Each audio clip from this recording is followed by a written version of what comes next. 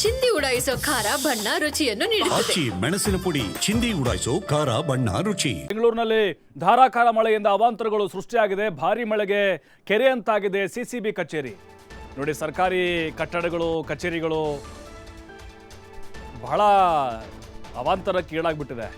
ನೆಲಮಹಡಿಗೆ ನುಗ್ಗಿದೆ ಅಪಾರ ಪ್ರಮಾಣದ ನೀರು. 8ಕ್ಕೂ ಹೆಚ್ಚು ರೂಮ್ಗಳಲ್ಲಿದ್ದ ಫೈಲ್ಗಳು ಕಂಪ್ಲೀಟ್ ಆಗಿ ನಾಶ ಆಗಿಬಿಟ್ಟಿದ್ದಾವೆ. ಸಿಸಿಬಿ ಕಚೇರಿ ಹೊರಭಾಗದಲ್ಲೂ ಕೂಡ ನೀರು ನಿಂತ್ಕೊಂಡಿದೆ. ಸಿಸಿಬಿ ಕಚೇರಿಗೆ ತೆರಳಲು ಕೂಡ ಆಗದಂತಹ ಪರಿಸ್ಥಿತಿ ನಿರ್ಮಾಣ ಆಗಿಬಿಟ್ಟಿದೆ.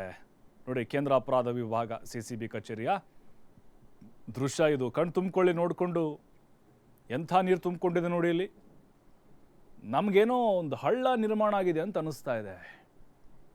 ಹರಿದು ಹೋಗಲಿಕ್ಕೆ ನೀರು ಅವಕಾಶನೇ ಇರಲಿಲ್ಲ ಮೊದಲು. ಈಗೇನೋ ಸಡನ್ನಾಗಿ ಕಾಲುವೆ ಮಾಡ್ಕೊಂಡಿದ್ದಾರೆ. ಸಿಸಿಬಿ ಕಚೇರಿಯ ಹೊರಾಂಗಣದ ದೃಶ್ಯ ಇದು. ಒಳಗಡೆ ಕೂಡ ನೀರು ನಿಂತ್ಕೊಂಡಿದೆ. ಅಗ್ನಿಶಾಮಕದವರು ಬಂದರು, ಮೋಟಾರ್ ಹಚ್ಚಿ ಪೈಪ್ಗಳ ಮೂಲಕ ನೀರನ್ನು ತೆರವು ಮಾಡುವಂಥ ಕೆಲಸವನ್ನು ಮಾಡ್ತಾ ಇದ್ದಾರೆ. ಇದು ಬೆಂಗಳೂರಿನ ಹಣೆ ಬರಹ. ಮಳೆ ಬಂದರೆ ಈಗ ನೋಡಿ, ನಮ್ಮ ಹಳ್ಳಿ ಭಾಗಗಳಲ್ಲಿ ನೀರು ಬಂದರೆ ನೀರು ನಿಂತ್ಕೊಂಡೇ ಇರೋದಿಲ್ಲ. ಕೆರೆ ಹೊಳ್ಳ ಇರುತ್ತೆ ಅಥವಾ ಯಾವುದಕ್ಕೋ ಒಂದು ಮೂಲಕ್ಕೆ ಹೋಗಿ ಅದು ಸೇರಿಕೊಳ್ಳುತ್ತೆ. ಇಲ್ಲಿ ಬೆಂಗಳೂರಿನಲ್ಲಿ ಸುರಿದಂಥ ಮಳೆ ಎಲ್ಲಿ ಹೋಗಬೇಕದು? ಜಾಗನೇ ಇಲ್ಲ. ನದಿ ಮೂಲ ಇದೆಯಾ ಅಥವಾ ಏನಾದರೂ ಹತ್ತಿರ ಸಮುದ್ರ ಇದೆಯಾ? ಎಲ್ಲಿ ಹೋಗಬೇಕು ಮತ್ತು ಅಲ್ಲೇ ವಾಪಸ್ ನಿಂತ್ಕೊಳ್ಬೇಕಂಥ ಪರಿಸ್ಥಿತಿ ಬೆಂಗಳೂರಲ್ಲಿ. ವರ್ಣಾರ್ಭಟಕ್ಕೆ ತತ್ತರಿಸಿ ಹೋಗಿದೆ ರಾಜಧಾನಿ ಬೆಂಗಳೂರು. ಶಾಂತಿನಗರದ ಸಿಸಿಬಿ ಕಚೇರಿ ರಸ್ತೆ ಜಲಾವೃತ ಆಗಿಬಿಟ್ಟಿದೆ. ರಸ್ತೆಯಲ್ಲಿ ಸುಮಾರು 2 ಅಡಿಗಳಷ್ಟು ನೀರು ನಿಂತ್ಕೊಂಡಿದೆ. ರಸ್ತೆಯಲ್ಲಿ ನೀರು ನಿಂತು ವಾಹನ ಸವಾರರು ಪರದಾಡಿದ್ದಾರೆ. ಹೈರಾಣಾಗಿ ಹೋಗ್ಬಿಡ್ತಾರೆ ಈ ಟೈಮ್ನಲ್ಲಿ. ಒಂದು ಕಡೆ ಆಫೀಸು ಟೈಮಿಂಗ್ಸು, ಕಚೇರಿಗೆ ಹೋಗಬೇಕು ಅನ್ನುವಂಥ ಒತ್ತಡ. ಅಲ್ಲಿ ನೋಡಿದ್ರೆ ಮಳೆ ಸಿಕ್ಕಾಪಟ್ಟೆ ಹೊಡೆದಿರುತ್ತೆ. ಬೈಕ್ ಓಡೋಕ್ಕಾಗಲ್ಲ ಅಲ್ಲಿ ಬೈಕ್ ಕಟ್ಕೊಂಡು. ಶಾಂತಿನಗರ ಸ್ಪೋರ್ಟ್ಸ್ ಕಾಂಪ್ಲೆಕ್ಸ್ ಕೂಡ ಜಲಾವೃತ ಆಗಿದೆ. ನೋಡಿ, ಇದು ಸಿಸಿಬಿ ಕಚೇರಿ ಶಾಂತಿನಗರ ಇದು. ಅಲ್ಲಿ ನೋಡಿ ನೀರು ಹೆಂಗೆ ನಿಂತ್ಕೊಂಡಿದೆ ನೋಡಿ. ನೆಲಮಹಡಿಯಲ್ಲೂ ಕೂಡ ನೀರು ನಿಂತ್ಕೊಂಡಿದೆ. ಸ್ಪೋರ್ಟ್ಸ್ ಕ್ಲಬ್ ಏನಿದೆ ಅಲ್ಲೂ ಕೂಡ ಭಾರಿ ಅವಾಂತರಗಳು ಸೃಷ್ಟಿಯಾಗಿದ್ದಾವೆ. ಶಾಂತಿನಗರದ ಬಸ್ ಸ್ಟಾಪ್ ಮುಂದೆ ಕೂಡ ನೀರು ನಿಂತ್ಕೊಂಡಿದೆ. ಅಂದರೆ ಮೇನ್ ಬ್ರ್ಯಾಂಚ್ ಮುಂದೆ 2 ಅಡಿಗಳಷ್ಟು ನೀರು ನಿಂತ್ಕೊಂಡು ಸಾಕಷ್ಟು ಸಮಸ್ಯೆ ಉಂಟಾಗಿದೆ. ಸಿಸಿಬಿ ಕಚೇರಿಗೆ ಹೋಗುವಂಥ ರಸ್ತೆ ಈಗ ಒಂದು ರೀತಿ ನದಿಯಂತೆ ಆವೃತವಾಗಿದೆ. ಸೇಮ್ ಟು ಸೇಮ್ ಹಾಗೆ ಕಾಣಿಸುತ್ತೆ ನಮಗೆ. ಭಾರಿ ಮಳೆಗೆ 200ಕ್ಕೂ ಹೆಚ್ಚು ಮನೆಗಳಿಗೆ ನೀರು ನುಗ್ಗಿದೆ. ತಗ್ಗು ಪ್ರದೇಶಗಳಲ್ಲಿ ಇರುವಂಥ ಮನೆಗಳ ಸಮಸ್ಯೆ ಕೇಳೋದೇ ಬೇಡ. ಒಂದೇ ರಸ್ತೆಯಲ್ಲಿ 200ಕ್ಕೂ ಹೆಚ್ಚು ಮನೆಗಳು ಜಲಾವೃತ ಆಗಿದ್ದಾವೆ. ಬೆಂಗಳೂರಿನ ಆಡುಗೋಡಿಯಲ್ಲಿ ಭಾರೀ ಅವಾಂತರ ಸೃಷ್ಟಿಯಾಗಿದೆ. 200ಕ್ಕೂ ಹೆಚ್ಚು ಮನೆಗಳಿಗೆ ರಾಜಕಾಲುವೆ ನೀರು ನುಗ್ಗಿದೆ. ನೋಡಿ, ರಾಜಕಾಲುವೆ ಸುತ್ತಮುತ್ತ ಇರುವುದು ಹಣೆ ಬರ ಅಷ್ಟೇ. ದೊಡ್ಡ ದೊಡ್ಡ ಮನೆಗಳಿಗೆ ಬಚಾವಾಗ್ಬಿಡ್ತವೆ. ಸಣ್ಣ ಸಣ್ಣ ಮನೆಗಳು ಅಥವಾ ಸ್ಲಮ್ಗಳು ಬಹಳ ಕಷ್ಟ ಅವರಿಗೆ. ಫುಡ್ ಡೆಲಿವರಿ ಬಾಯ್ಗಳ ಮನೆ ಸಂಪೂರ್ಣವಾಗಿ ಜಲಾವೃತವಾಗಿದೆ. ಮಂಚದಿಂದ ಇಳಿಯಲಾಗದೆ ಅನಾರೋಗ್ಯ ಪೀಡಿತ ದಂಪತಿ ನರಳಾಡಿದ್ದಾರೆ. ಪಾರ್ಶ್ವವಾಯುಗೆ ಒಳಗಾಗಿದ್ದಾರೆ. ಆ ದಂಪತಿ ಒದ್ದಾಡಿಬಿಟ್ಟಿದ್ದಾರೆ. ರಾತ್ರಿ ಇಡೀ ನರಕ ಯಾತನೆ ರೀ. ಅನುಭವಿಸಿದವ್ರಿಗೆ ಕಷ್ಟ ಗೊತ್ತಿರಿ ಅದು ಮಳೆದು. ಈ ಕಡೆ ಎದ್ದು ಬರೋಕ್ಕಾಗಲ್ಲ, ಆ ಕಡೆ ಕೂರಕ್ಕೂ ಆಗಲ್ಲ, ಮಲಗೋಕ್ಕೂ ಆಗಲ್ಲ. ಮಂಚದ ಮೇಲೆ ನೀರು ಬಂದಿರುತ್ತೆ. ಟೆರೆಸ್ ಮೇಲೆ ಹೋಗೋಣ ಅಂತಂದರೆ ಟೆರೆಸ್ ಎಲ್ಲ ಕೆಲವೊಬ್ಬರಿಗೆ ಆ ವ್ಯವಸ್ಥೆನೂ ಕೂಡ ಇರೋದಿಲ್ಲ. ಮಡಿ ವ್ಯವಸ್ಥೆ ಅಂದರೆ ಬೇಸ್ಮೆಂಟ್ ಅಷ್ಟೇ ಇರುತ್ತೆ, 1 ಫ್ಲೋರ್ ಇರುತ್ತೆ. ನಾವು ನೋಡ್ತಾ ಇರುವಂತಹ ದೃಶ್ಯ ಆಡುಗೋಡಿ ಬೆಂಗಳೂರು. ಅಲ್ಲಿ ಮಳೆಯ ಅವಾಂತರ ಕೂಡ ಹೆಚ್ಚಾಗಿದೆ. 200 ಮನೆಗಳು ನೀರು ನುಗ್ಗಿದೆ. ಕೆಲವೇ ಕ್ಷಣಗಳಲ್ಲೇ ಸಿಎಂ ಸಿದ್ದರಾಮಯ್ಯ ಸಿಟಿ ರೌಂಡ್ಸ್ ನಡೆಸಲಿದ್ದಾರೆ. ಬೆಂಗಳೂರಿನ ಮಳೆ ಹಾನಿ ಪ್ರದೇಶವನ್ನು ವೀಕ್ಷಿಸುತ್ತಾರೆ ಮುಖ್ಯಮಂತ್ರಿಗಳು. ಹಾನಿಗೀಡಾದ ಪ್ರದೇಶಗಳ ಪರಿಶೀಲನೆ ನಡೆಸ್ತಾರೆ ಸಿಎಂ. ಈಗಾಗಲೇ ಅಧಿಕಾರಿಗಳಿಂದ ಮಾಹಿತಿ ಪಡ್ಕೊಂಡಿದ್ದಾರೆ ಸಿದ್ದರಾಮಯ್ಯ. ಡಿ.ಕೆ. ಶಿವಕುಮಾರ್ ಅವರು ಹಾಸ್ಪಿಟಲ್ ಇರೋದ್ರಿಂದಾಗಿ ಸಿದ್ದರಾಮಯ್ಯನವರೇ ಈಗ ಅಖಾಡಕ್ಕೆ ಇಳಿತಾ ಇದ್ದಾರೆ. ಕೆಲವೇ ಕ್ಷಣಗಳಲ್ಲಿ ಸಿಟಿ ರೌಂಡ್ಸನ್ನು ಮಾಡ್ತಾರೆ ಅಧಿಕಾರಿಗಳೊಂದಿಗೆ. ಯಾಕೆಂದರೆ ಈಗ ವಿರೋಧ ಪಕ್ಷಗಳು ಕೂಡ ಸಾಕಷ್ಟು ವಾಗ್ದಾಳಿ ನಡೆಸ್ತಾ ಇದ್ದಾವೆ. ಅದರ ಜೊತೆಗೆ ಈಗ ಸರ್ಕಾರದ ವಿರುದ್ಧವೂ ಕೂಡ ಜನರ ಆಕ್ರೋಶ ಇದೆ. ಯಾರೂ ಬರ್ತಿಲ್ಲ ನಮ್ಮ ಕಷ್ಟ ಕೇಳೋಕ್ಕೆ ಅಂಥೇಳಿ. ಎಲ್ಲೆಲ್ಲಿ ಜಾಸ್ತಿ ಮಳೆ ಆಗಿದೆಯೋ, ಹಾನಿ ಆಗಿದೆಯೋ ಆ ಎಲ್ಲ ಭಾಗಗಳಿಗೆ ಮುಖ್ಯಮಂತ್ರಿ ಸಿದ್ದರಾಮಯ್ಯನವರು ಅಧಿಕಾರಿಗಳ ತಂಡದೊಂದಿಗೆ ಕೆಲವೇ ಕ್ಷಣಗಳಲ್ಲಿ ಸಿಟಿ ರೌಂಡ್ಸನ್ನು ಶುರು ಮಾಡ್ತಾರೆ, ಪರಿಶೀಲನೆ ಮಾಡ್ತಾರೆ. ಈಗಾಗಲೇ ಆ ಸಾವನ್ನಪ್ಪಿದಂಥ ಮಹಿಳೆಗೂ ಕೂಡ ಪರಿಹಾರವನ್ನು ಘೋಷಣೆ ಮಾಡಿದ್ದಾರೆ. ಎಲ್ಲೆಲ್ಲಿ ಪರಿಹಾರ ಕೊಡಲಿಕ್ಕೆ ಸಾಧ್ಯ ಮತ್ತು ಅಧಿಕಾರಿಗಳಿಗೆ ಕೆಲವೊಂದಿಷ್ಟು ಸಲಹೆ ಸೂಚನೆಗಳನ್ನು ಕೊಡಲಿದ್ದಾರೆ. ಸ್ಥಳೀಯವಾಗಿ ಜಂಟಿ ಆಯುಕ್ತರೇನಿದ್ದಾರೆ, ಪಾಲಿಕೆ ಆಯುಕ್ತರು ಅವರು ಮತ್ತು ಇಂಜಿನಿಯರ್ಸ್ಗಳು, ಜೊತೆಗೆ ಆ ವ್ಯಾಪ್ತಿಯ MLA ಇವೆಲ್ಲ ತಂಡವನ್ನು ಕಟ್ಟಿಕೊಂಡು ಮುಖ್ಯಮಂತ್ರಿಗಳು ಕೆಲವೇ ಕ್ಷಣಗಳಲ್ಲಿ ಹೊರಡುತ್ತಾರೆ. ಯಾಕೆಂದರೆ ಬಹಳಷ್ಟು ಅವಾಂತರಗಳಾಗ್ತಾ ಇದೆ. ಇನ್ನೂ 4-5 ದಿನಗಳ ಕಾಲ ಭಾರೀ ಮಳೆಯಾಗುವ ಸಾಧ್ಯತೆ ಇರೋದರಿಂದಾಗಿ ಜನರಿಗೆ ಈ ಸಂದರ್ಭದಲ್ಲಿ ಸರ್ಕಾರ ನೆರವಾಗಬೇಕಾಗಿದೆ.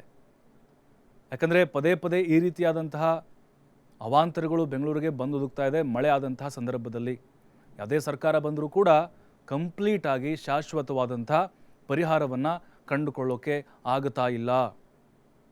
ಮುಖ್ಯಮಂತ್ರಿಗಳು ಹೋಗಿ ಸ್ವತಃ ಮಳೆ ಹಾನಿ ಪ್ರದೇಶಗಳಿಗೆ ಭೇಟಿ ಕೊಟ್ಟು ಅಲ್ಲಿ ಯಾರೇ ಸಂತ್ರಸ್ತಿದ್ದಾರೋ ಅವರ ಅಹವಾಲನ್ನು ಸ್ವೀಕರಿಸ್ತಾರೆ, ಅವರ ಕಷ್ಟವನ್ನು ಆಲಿಸಲಿದ್ದಾರೆ. ಪರಿಹಾರ ಕೊಡಬೇಕಾ, ಸಾಧ್ಯ ಇದೆಯಾ, ಅಲ್ಲೇನಾದರೂ ಅಧಿಕಾರಿಗಳಿಂದ ಮಾಹಿತಿನ ತೆಗೆದುಕೊಳ್ತಾರೆ. ಈಗಾಗಲೇ ಮುಖ್ಯಮಂತ್ರಿಗಳು ರೆಡಿಯಾಗಿದ್ದಾರೆ ಎಲ್ಲೆಲ್ಲಿ ಹಾನಿಯಾಗಿದೆಯೋ ಆ ಪ್ರದೇಶಕ್ಕೆ ಭೇಟಿ ಕೊಡಲಿಕ್ಕೆ.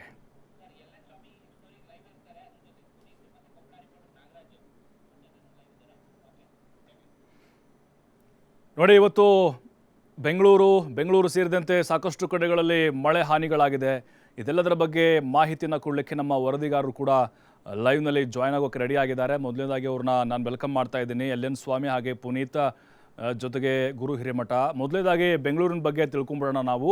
LN ಸ್ವಾಮಿ, ನೋಡ್ತಾ ಇದ್ದೇವೆ ಒಂದೊಂದು ದೃಶ್ಯ ಕೂಡ ದ್ವೀಪದಂತೆ ಕಾಣ್ತಾ ಇದೆ ಬೆಂಗಳೂರಿನಲ್ಲಿ. ನಮಗೆ ಕೆರೆ ಅಥವಾ ಜಲಪಾತನೋ ಅಥವಾ ನದಿಯೋ ಅಂತ ಅನ್ನಿಸ್ತಾ ಇದೆ. ಪ್ರತಿಯೊಂದು ರಸ್ತೆಗಳಲ್ಲಿ ಓಡಾಟ ನಡೆಸ್ತಾ ಇದ್ರೆ ಪ್ರತಿ ಬಾರಿ ಮಳೆ ಬಂದಾಗಲೂ ಕೂಡ ಹೀಗೆ ಆಗುತ್ತೆ. ಯಾವುದೇ ಸರ್ಕಾರ ಇದ್ದಾಗಲೂ ಕೂಡ ಎಲ್ಲೆಲ್ಲಿ ಏನೇನು ಅವಾಂತರಗಳು ಸೃಷ್ಟಿಯಾಗಿದೆ, ಮುಖ್ಯಮಂತ್ರಿಗಳ ಸಿಟಿ ರೌಂಡ್ಸ್ ಹೇಗಿರುತ್ತೆ, ಅದರ ಜೊತೆಗೆ ಸರ್ಕಾರ ಯಾವ ರೀತಿ ಜನರ ಜೊತೆಗೆ ಈ ಸಂದರ್ಭದಲ್ಲಿ ನಿಂತ್ಕೊಳ್ಬೇಕಾಗಿದೆ.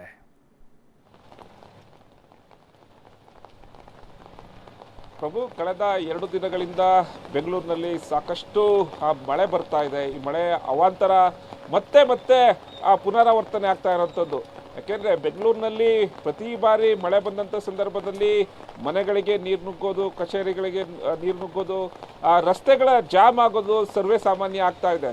ಯಾವತ್ತು ಈ ಸಮಸ್ಯೆಗಳಿಗೆ ಪರಿಹಾರ ಸಿಕ್ಕುತ್ತೆ ಅನ್ನೋದು ಕೂಡ ಇನ್ನೂ ಹುಡುಕಾಟ ನಡೆಸುತ್ತಿದೆ BBMP ಅಧಿಕಾರಿಗಳು. ಯಾಕೆಂದರೆ ಪ್ರತಿ ಬಾರಿ ಮಳೆ ಬಂದಂಥ ಸಂದರ್ಭದಲ್ಲೂ ಕೂಡ ನಾವು ಮುಂಜಾಗ್ರತೆ ಕ್ರಮ ಕೈಗೊಳ್ತೀವಿ, ಮುನ್ನೆಚ್ಚರಿಕೆಯನ್ನು ವಹಿಸ್ತೀವಿ, ಎಲ್ಲ ರೀತಿಯ ಸಮರ್ಪಕವಾದ ಕೆಲಸಗಳನ್ನು ಮಾಡ್ತಾ ಇದ್ದೀವಿ, ನಮ್ಮ ಸಿಬ್ಬಂದಿಗಳು ಎಲ್ಲದಕ್ಕೂ ನಾವು ರೆಡಿ ಇದ್ದೀವಿ ಎಂಬ ಮಾಹಿತಿನ ಹೇಳ್ತಾರೆ ಹೊರತು ಯಾವ ರೀತಿ ಕೆಲಸ ಮಾಡ್ತಾ ಇದ್ದಾರೆ ಅನ್ನೋದು ಕೂಡ ಇನ್ನೂ ಹುಡುಕಾಟ ನಡೆಬೇಕಾಗಿರುತ್ತೆ. ಈಗಾಗಲೇ ಬೆಂಗಳೂರು ಜನ ಸಾಕಷ್ಟು ಆಕ್ಷೇಪಗಳನ್ನು ಹೊರಹಾಕ್ತಾ ಇದ್ದಾರೆ. BBMP ಅಧಿಕಾರಿಗಳು ಸಮಯಕ್ಕೆ ಆ ಸಮಸ್ಯೆಗೆ ಪರಿಹಾರ ನೀಡ್ತಾ ಇಲ್ಲ. ಮಳೆಗಾಲ ಬಂದಾಗ ಪ್ರತಿ ವರ್ಷ ಒಂದಲ್ಲ ಒಂದು ಸಮಸ್ಯೆಗಳ ಎದುರಾಗ್ತಾ ಇದೆ. ಇದಕ್ಕೆ ಯಾವಾಗ ಶಾಶ್ವತ ಪರಿಹಾರ ಕಂಡಿಡ್ತೀರೋದು ಕೂಡ ಪ್ರಶ್ನೆ ಕೇಳ್ತಾ ಇದ್ದಾರೆ. ಈಗಾಗಲೇ ಬೆಂಗಳೂರಿನಾದ್ಯಂತ ಸಾಕಷ್ಟು ಮಳೆ ಆಗ್ತಾ ಇದೆ. ಈ ಮಳೆಗೆ ಸಂಬಂಧಪಟ್ಟಂತೆ ಅಧಿಕಾರಿಗಳಿಂದ BBMP ಅಧಿಕಾರಿಗಳು ಹಾಗೂ ಸಂಬಂಧಪಟ್ಟಂತ ಅಧಿಕಾರಿಗಳು ಒಂದಷ್ಟು ಮುನ್ನೆಚ್ಚರಿಕೆ ಕ್ರಮಗಳನ್ನು ತೆಗೆದುಕೊಳ್ಳೋದಕ್ಕೆ ಮುಂದಾಗ್ತಾ ಇದ್ದಾರೆ. ಆದರೂ ಎಲ್ಲ ಒಂದು ರೀತಿ ಎಡವಟ್ಟುಗಳ ಮೇಲೆ ಎಡವಟ್ಟುಗಳಾಗ್ತಾ ಇದೆ. ಇವತ್ತು ಉಸ್ತುವಾರಿ ಸಚಿವರಾದಂಥ DCM ಬೆಂಗಳೂರಿನಲ್ಲಿ ಹೆಚ್ಚು ಮಳೆ ಆಗ್ತಾ ಇದ್ರು ಕೂಡ ಕಾಣಿಸ್ಕೊಳ್ತಾ ಇಲ್ಲ. ಅವರು ಸಾಧನಾ ಸಮಾವೇಶದಲ್ಲಿ ಸಿದ್ಧತೆಯ ಭರದಲ್ಲಿದ್ದಾರೆ. ಮತ್ತೊಂದು ಕಡೆ ಸ್ವತಃ CM ಸಿದ್ದರಾಮಯ್ಯನವರೇ ಇವತ್ತು ಬೆಂಗಳೂರಿನ ರೌಂಡ್ಸ್ಗೆ ಹೊರಟಿರುವಂಥದ್ದು. ಅಂದರೆ ಬೆಂಗಳೂರಿನಲ್ಲಿ ಆಗ್ತಾ ಇರುವಂಥ ಒಂದು ಮಳೆಯ ಅನಾಹುತಗಳಿಗೆ ಏನೆಲ್ಲ ಮುಂಜಾಗ್ರತೆಗಳನ್ನು ಕ್ರಮಗಳನ್ನು ಕೈಗೊಳ್ಳಬೇಕು, ಜೊತೆಗೆ ಅಧಿಕಾರಿಗಳು ಯಾವ ರೀತಿ ಕ್ರಮ ಕೈಗೊಳ್ತಾ ಇದ್ದಾರೆ, ಎಲ್ಲೆಲ್ಲಿ ಅನಾಹುತವಾಗಿದೆ, ಮುಂಜಾಗ್ರತಾ ಕ್ರಮಗಳನ್ನು ಇನ್ನೂ ಏನೆಲ್ಲ ಮಾಡಬೇಕು ಅಂತ ಖುದ್ದು ಆ ಸಮಸ್ಯೆಗಳನ್ನು ಆಲಿಸೋದಕ್ಕೆ ಇವತ್ತು CM ಸಿದ್ದರಾಮಯ್ಯನವರು ಇನ್ನೇನು ಕೆಲವೇ ಕ್ಷಣಗಳಲ್ಲಿ ಸಿಟಿ ರೌಂಡ್ಸನ್ನು ಮಾಡಲಿದ್ದಾರೆ. ಎಲ್ಲಿ ಮಳೆ ಆಗಿದೆ ಅಲ್ಲಿ ಆ ಪ್ರದೇಶಗಳಿಗೆ ಹೋಗಿ ಅಧಿಕಾರಿಗಳ ಜೊತೆ ಭೇಟಿ ನೀಡ್ತಾರೆ, ಅಲ್ಲಿ ಸಮಸ್ಯೆಗಳನ್ನು ಆಲಿಸ್ತಾರೆ, ಮುಂಜಾಗ್ರತಾ ಕ್ರಮಗಳನ್ನು ಯಾವ ರೀತಿ ತೆಗೆದುಕೊಳ್ಬೇಕು ಅನ್ನೋದು ಅಧಿಕಾರಿಗಳಿಗೆ ಸೂಚನೆ ಕೊಡ್ತಾರೆ. ಈಗಾಗಲೇ ಬೆಂಗಳೂರಿನಲ್ಲಿ ಸಾಕಷ್ಟು ಮಳೆ ಆಗ್ತಾ ಇದೆ. ಸದ್ಯ ಈಗೂ ಮಳೆ ಆಗ್ತಾ ಇದೆ. ಇನ್ನೂ 3-4 ದಿನಗಳ ಕಾಲ ಮಳೆ ಆಗುತ್ತೆ ಎಂಬ ಹವಾಮಾನ ಇಲಾಖೆಯಿಂದ ಈಗಾಗಲೇ ವರದಿ ಕೂಡ ಸಿಕ್ಕಿದೆ, ಸೂಚನೆಯನ್ನು ಕೊಟ್ಟಿದ್ದಾರೆ. ಹಾಗಾಗಿ ಮುಂದಿನ ದಿನಗಳಲ್ಲಿ ಯಾವ ರೀತಿ ಅಂದರೆ 4-5 ದಿನಗಳಲ್ಲಿ ಇನ್ನೂ ಮಳೆ ಹೆಚ್ಚಾಗುವ ಕಾರಣ ಯಾವ ರೀತಿ ಮುಂಜಾಗ್ರತಾ ಕ್ರಮಗಳನ್ನು ಕೈಗೊಳ್ಳಬೇಕು ಅನ್ನೋದು ಇವತ್ತು CM ಸಿದ್ದರಾಮಯ್ಯನವರು ಅಧಿಕಾರಿಗಳಿಂದ ಮಾಹಿತಿಯನ್ನು ಪಡೆದುಕೊಳ್ಳುತ್ತಾರೆ. ಪ್ರಭು, ಅಂದರೆ LN ಸ್ವಾಮಿ, ಈಗ ಮೇ ಎಂಡಲ್ಲಿ ನಾವಿದ್ದೀವಿ, ಜೊತೆಗೆ ಅಧಿಕೃತವಾಗಿ ಮುಂಗಾರು ಶುರುವಾಗುವಂಥ ಒಂದು ಸಮಯ ಇದು. ಮೇ ಜೂನ್ ಅಂತಂದರೆ ಅದೇ ಸಮಯ. ಮಳೆ ಬರುತ್ತೆ, ಬೆಂಗಳೂರಲ್ಲಿ ಸಾಕಷ್ಟು ಸಮಸ್ಯೆ ಆಗುತ್ತೆ ಅಂಥೇಳಿ ಅಧಿಕಾರಿಗಳು ಕೆಲಸ ಮಾಡಿದಂಥವ್ರಿಗೆ ಚೆನ್ನಾಗಿ ಗೊತ್ತಿರುತ್ತೆ. ಅಂದರೆ ಈ ಕ್ಷಣಕ್ಕೆ ಪಾಲಿಕೆ ಅಥವಾ ಸರ್ಕಾರ ರೆಡಿಯಾಗಿದೆಯಾ? ಯಾಕಂದರೆ ಕೆಲ ಭಾಗಗಳಲ್ಲಿ ಹೊರಗಡೆ ಬರೋಕ್ಕಾಗ್ತಾ ಇಲ್ಲ, ಬೋಟ್ಗಳು ನೋಡ್ತಾ ಇದ್ದೀವಿ, ಊಟ ಸಿಗ್ತಾ ಇಲ್ಲ, ನೀರು ಸಿಗ್ತಾ ಇಲ್ಲ, ಸಂತ್ರಸ್ತರಾಗ್ತಾ ಇದ್ದಾರೆ. ಅಂದರೆ ಈಗ ಸರ್ಕಾರ ರೆಡಿಯಾಗಿದೆಯಾ ಅಥವಾ ರೆಡಿ ಮಾಡ್ಕೊಳ್ತಿದ್ಯಾ ಹೇಗೆ ಅಂತ ಈ ಕ್ಷಣಕ್ಕೆ? ಈಗಾಗಲೇ ಸಂಬಂಧಪಟ್ಟಂತ ಅಧಿಕಾರಿಗಳು ಕೂಡ ಎಚ್ಚೆತ್ತುಕೊಂಡಿದ್ದಾರೆ. ಎಲ್ಲೆಲ್ಲಿ ಮಳೆ ಆಗ್ತಾ ಇದೆ, ಎಲ್ಲೆಲ್ಲಿ ಅನಾಹುತಗಳು ಹೆಚ್ಚಾಗುವ ಸಾಧ್ಯತೆ ಇದೆ, ಅಲ್ಲಿಗಾಗಲೇ ಭೇಟಿ ಕೊಟ್ಟಿದ್ದಾರೆ. ಅಲ್ಲಿನ ಜನರ ಅಂದರೆ ಮನೆಯಿಂದ ಹೊರ ತರುವ ಕೆಲಸವನ್ನು ಕೂಡ ಮಾಡಲಾಗ್ತಾ ಇದೆ. ಕೆಲವೊಂದು ಏನು ಬೇಸಿಕ್ ನೀಡ್ಸ್ ಏನು ಅವಶ್ಯಕತೆಗಳು ಇರುತ್ತೆ, ಆ ಅವಶ್ಯಕತೆಗಳನ್ನು ಕೊಡೋದಕ್ಕೂ ಕೂಡ ಅಧಿಕಾರಿಗಳು ಮುಂದಾಗ್ತಾ ಇರೋಂಥದ್ದು. ಹಾಗೆ ಎಲ್ಲೆಲ್ಲಿ ಮಳೆ ಆಗುತ್ತೆ ಅನ್ನೋದು ಕೂಡ ಈಗಾಗಲೇ ಮುನ್ಸೂಚನೆ ಕೊಟ್ಟಿರೋಂಥದ್ದು ಅಧಿಕಾರಿಗಳು. ಅಂದರೆ ಮಳೆ ಪ್ರಮಾಣ ಹೆಚ್ಚಾದಾಗ ನೀರು ಹರಿಯುವಿಕೆ ಎಲ್ಲೆಲ್ಲಿ ಹೆಚ್ಚಾಗುತ್ತೆ ಅನ್ನೋದು ಕೂಡ ಈಗಾಗಲೇ ಆಯಾ ಪ್ರದೇಶಗಳಲ್ಲಿರುವಂಥ ಜನರಿಗೆ ಈಗಾಗಲೇ ಸೂಚನೆ ಕೊಡುವಂಥ ಕೆಲಸವನ್ನು ಅಧಿಕಾರಿಗಳು ಮಾಡ್ತಾ ಇದ್ದಾರೆ. ಒಂದು ಕಡೆ ಎಲ್ಲೋ ಈ ಮಳೆ ರಾಜಕೀಯ ಮತ್ತೆ ಶುರುವಾಗಿದೆಯಾ ಅನ್ನೋದು ಕಾಣಿಸ್ತಾ ಇದೆ. ಯಾಕೆಂದರೆ ಒಂದು ಕಡೆ DCM DK ಶಿವಕುಮಾರ್ ಅವರು ಏನು ಹೊಸಪೇಟೆಯ ಸಾಧನಾ ಸಮಾವೇಶದಲ್ಲಿ ಬ್ಯುಸಿಯಾಗಿದ್ದಾರೆ. ಮತ್ತೊಂದು ಕಡೆ ಯಾರು ಉಸ್ತುವಾರಿ ವಹಿಸ್ಕೊಳ್ತಾರೆ ಅನ್ನೋದು ಕೂಡ ಈಗ ವಿಪಕ್ಷ ನಾಯಕರು ಪ್ರಶ್ನೆ ಮಾಡ್ತಾ ಇರೋಂಥದ್ದು. ಅಂದರೆ ಈಗಾಗಲೇ ಉಸ್ತುವಾರಿ ಸಚಿವರೇ ಇಲ್ಲ, ಏನು ಮಾಡ್ತಾ ಇದ್ದಾರೆ ಸರ್ಕಾರ, ಏನು ಮಾಡ್ತಾ ಇದ್ದಾರೆ ಸರ್ಕಾರದ ಸಚಿವರೆಲ್ಲ ಸಾಧನಾ ಸಮಾವೇಶದಲ್ಲಿ ಬ್ಯುಸಿಯಾಗಿದ್ದಾರೆ. ಇದೇನಾ ಸಾಧನೆ ಎಂಬ ಪ್ರಶ್ನೆಯನ್ನು ವಿಪಕ್ಷಗಳ ನಾಯಕರು ಮಾಡ್ತಾ ಇದ್ದಾರೆ. ಸದ್ಯಕ್ಕೆ ಸಾಕಷ್ಟು ಟ್ವೀಟ್ಗಳ ಮೂಲಕ ಸರ್ಕಾರವನ್ನು ಟೀಕೆಗಳ ಮೇಲೆ ಟೀಕೆ ಮಾಡ್ತಾ ಇರೋಂಥದ್ದು. ಮತ್ತೊಂದು ಕಡೆ ಸಚಿವ ರಾಮಲಿಂಗಾರೆಡ್ಡಿ ಅವರು ಕೂಡ ಹೇಳಿರೋಂಥದ್ದು, ಅಂದರೆ ಅಧಿಕಾರಿಗಳಿಗೆ ಚಾಟಿ ಬೀಸಬೇಕು, ಅಧಿಕಾರಿಗಳ ಬಳಿ ಕೆಲಸ ಮಾಡಿಸ್ಬೇಕು. ಇದಕ್ಕೆ ಸಂಬಂಧಪಟ್ಟಂತೆ ಉಸ್ತುವಾರಿ ಸಚಿವರು ಕೂಡ ಚಾಟಿ ಬೀಸಿ ಅಧಿಕಾರಿಗಳಿಂದ ಒಂದು ಕೆಲಸ ಮಾಡಿಸ್ಬೇಕು ಅನ್ನೋದು ಕೂಡ ನೇರವಾಗಿ ಹೇಳಿರೋಂಥದ್ದು. ಅಂದರೆ ಈಗಾಗಲೇ ಎಲ್ಲ ರೀತಿಯ ಸಮರ್ಪಕವಾದ ಒಂದು ಎಚ್ಚರಿಕೆ ಮುಂಜಾಗ್ರತೆ ಕ್ರಮಗಳನ್ನು ಕೈಗೊಳ್ಳಲಾಗ್ತಾ ಇದೆ. ಈಗಾಗಲೇ ಸಂಬಂಧಪಟ್ಟಂತ ಅಧಿಕಾರಿಗಳಿಗೆ CM ಹಾಗೂ DCM ಕೂಡ ಸೂಚನೆ ಕೊಟ್ಟಿದ್ದಾರೆ ಎಂಬ ಮಾಹಿತಿ ಕೂಡ ಲಭ್ಯ ಆಗ್ತಾ ಇದೆ. ಯಾಕಂದರೆ ಇನ್ನೂ 3-4 ದಿನಗಳ ಕಾಲ ಮಳೆಗಾಲ ಹೆಚ್ಚಾಗುತ್ತೆ, ಮಳೆ ಬರುತ್ತೆ ಎಂಬ ಇಲಾಖೆಯಿಂದ ಈಗಾಗಲೇ ಮುನ್ಸೂಚನೆ ಸಿಕ್ಕಿದೆ. ಹಾಗಾಗಿ ಯಾವ ರೀತಿ ಮುನ್ನೆಚ್ಚರಿಕೆ ವಹಿಸಬೇಕು, ಜನರಿಗೆ ಯಾವ ರೀತಿ ಒಂದು ನೆರವಾಗಬೇಕು ಅನ್ನೋದ್ರ ಬಗ್ಗೆ ಸಂಬಂಧಪಟ್ಟಂತೆ ಇವತ್ತು ಸಂಜೆ CM ಹಾಗೂ DCM ಸಭೆ ಅಧಿಕಾರಿಗಳ ಜೊತೆ ಸಭೆ ಮಾಡ್ತಾ ಇದ್ದಾರೆ. ಆ ಸಭೆಯಲ್ಲಿ ಯಾವೆಲ್ಲ ಕ್ರಮಗಳನ್ನು ಕೈಗೊಳ್ಳಬೇಕು ಅನ್ನೋದು ಕೂಡ ಅಧಿಕಾರಿಗಳಿಗೆ ಸೂಚನೆ ಕೊಡಲಿದ್ದಾರೆ. ಪ್ರಭು, ಥ್ಯಾಂಕ್ ಯು ಎಲ್ ಎನ್ ಸ್ವಾಮಿ ತಮ್ಮೆಲ್ಲ ಮಾಹಿತಿಗಾಗಿ. ನೋಡಿ, ನಮ್ಮ ಪ್ರತಿನಿಧಿ ಎಲ್ ಎನ್ ಸ್ವಾಮಿ ಲೈವ್ ಕೊಡ್ತಾ ಇದ್ದಾರೆ. ಎಷ್ಟು ಮಳೆ ಜೋರಾಗಿ ಸುರಿತಾ ಇದೆ ಅಂತ ನಮ್ಗೆ ಗೊತ್ತಾಗ್ತಾ ಇದೆ. ಇನ್ನು 25ನೇ ತಾರೀಕಿನವರೆಗೂ ಕೂಡ ಭಾರೀ ಮಳೆ, ಅದು ಗುಡುಗು ಸಿಡಿಲು ಸಹಿತ ಮಳೆ ಅಬ್ಬರ ಮುಂದುವರಿಯುತ್ತೆ. ಜನರು ಎಚ್ಚರಿಕೆಯಿಂದ ಇರಬೇಕು, ಜಾಗೃತರಾಗಿರಬೇಕು ಅಂಥೇಳಿ ಈಗಾಗಲೇ ಹವಾಮಾನ ಇಲಾಖೆ ಮುನ್ಸೂಚನೆಯನ್ನು ಕೊಟ್ಟಿದೆ. ನಾವು ಕೂಡ ಹೇಳ್ತಾ ಇದ್ದೀವಿ, ಬಹಳ ದೊಡ್ಡ ಮಟ್ಟದ ಮಳೆ ಆಗೋದಂತರೂ ಖಚಿತ. ಈಗಲೂ ಕೂಡ ಆಗ್ತಾ ಇದೆ, ಬೆಳಗಾಗೋವರೆಗೂ ಕೂಡ ಆಗುತ್ತೆ, ರಾತ್ರಿ ಕೂಡ ಇರುತ್ತೆ. ಹಾಗಾಗಿ ತಮ್ಮ ಕುಟುಂಬಸ್ಥರು ಎಲ್ಲರೂ ಕೂಡ ಜೋಪಾನ ಆಗಿರಬೇಕು. ಕಂಡು ಕೇಳರಿಯದ ರೀತಿಯಲ್ಲಿ ದಾಖಲೆಯ ಪ್ರಮಾಣದ ರಣಾರ್ಭಟ ಸಿಲಿಕಾನ್ ಸಿಟಿಯಲ್ಲಿ ಖಂಡಿತವಾಗ್ಲೂ ಆಗುತ್ತೆ. ಯಾಕಂದರೆ ಅರಬ್ಬಿ ಸಮುದ್ರದಲ್ಲಿ ವಾಯುಭಾರ ಕುಸಿತ ಒಂದು ಕಡೆಯಾಗಿ, ಅದರ ಜೊತೆಗೆ ತಮಿಳುನಾಡಿನ ಸೈಕ್ಲೋನು, ಜೊತೆಗೆ ಆಂಧ್ರ, ಹೀಗೆ ಸಾಕಷ್ಟು ಅವಾಂತರಗಳು ಸೃಷ್ಟಿಯಾಗುವಂತಹ ಒಂದು ನಿರೀಕ್ಷೆಯನ್ನು ಈಗ ಹವಾಮಾನ ಇಲಾಖೆಗಳು ಕೂಡ ಮಾಹಿತಿನ ಕೊಡ್ತಾ ಇದ್ದಾವೆ.